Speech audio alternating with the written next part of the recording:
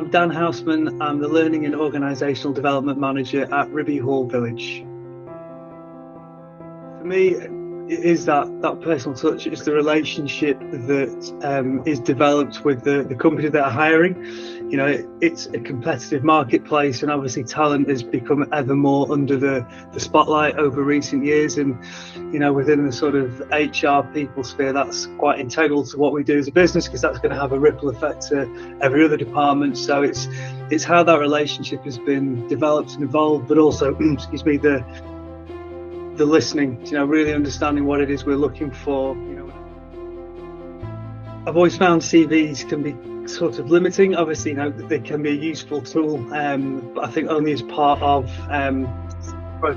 meeting someone and getting to know them. We want to get a feel for them and an understanding of what they're going to bring. And I think for the candidate, it's hard to get across all of you on a piece of paper, as well as presented as that might be.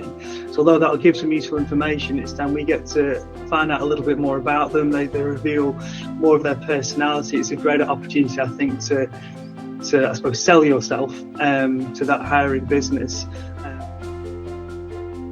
You know, it really came across that they wanted to show us that they cared.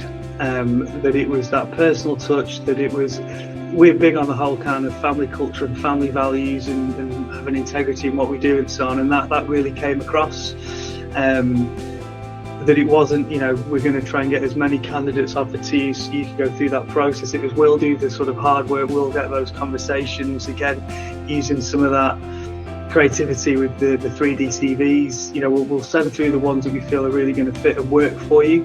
And then let's have follow-on conversations for that. So it makes it unique, in it building that relationship. And you know, I know from sort of the HR management team, there's a longer relationship than sort of I've had more recently with the company. But having been sort of, you know, part of the whole people function, I guess, at Ribby, you hear that name. So then when I was like, right, I need to start looking for an L&D position, I need to use hire people to help me with that, because I see what they've benefited from and how they've kind of talked about it, and the high praise and the passion that they've talked about hire people with. That for me, so again, from a word of mouth, you know, if people ask me, or you know, through networks and so on, anyone that I'd recommend for, you know, recruitment in these sort of specific areas, I'd talk about hire people. So it really then shows how much you value what they do. They're looking to build that relationship. They understand the importance of establishing those longer lasting relationships, because it creates an honest dialogue between us and them.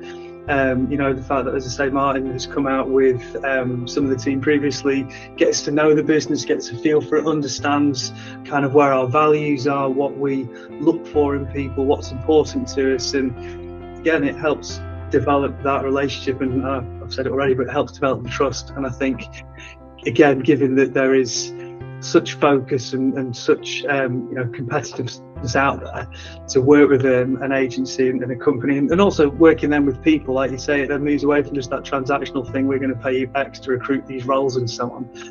You build the relationships with the individuals, and they'll know what you're kind of looking for, so it almost speeds up that process.